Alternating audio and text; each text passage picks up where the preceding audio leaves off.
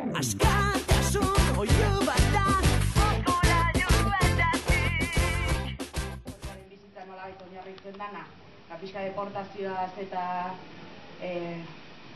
erbesteaz edo hitz egiteko, eta hirugarren pelikula hau da, pentsatu zuten presoen inguruan edo egitea.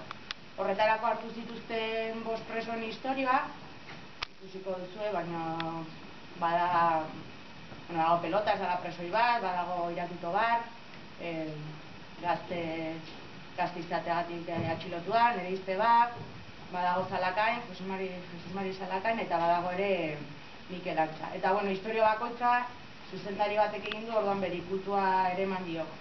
Gure historian, Gotzonen historia kontatzen du, Gotzonek daramazkio eta 3 urte baino gehiago espetxean, pentsatzen dut batzuk entzungo zen dutela zerbait beraren inguruan, larriki gaixorik dagoelako, doktrina ere aplikatu izan diotelako, eta, ni txikia nintzenean, Gotzonea atxilotu zuten nik 8 urte nituela.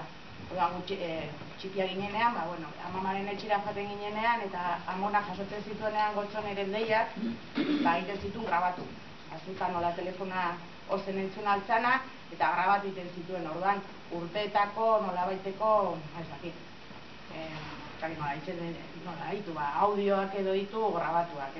Eta hori da nolabait, Gotzonen historia kontatzeko erabili duten aria edo, zinta horien bitartez, gazten gareno gero zinta horien bitartez, kontatzen dugu historiaren nondik norakoa.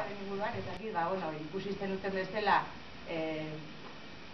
saiatu izan ziren nola edo ala debekatzen, azkenean herritarren auzolanaz edo nolabait atera izan da proiektu hau aurrera, badakizue subentzioak hasieran udaletan eta presoen udaletan eskatu ziren subentzioak, baina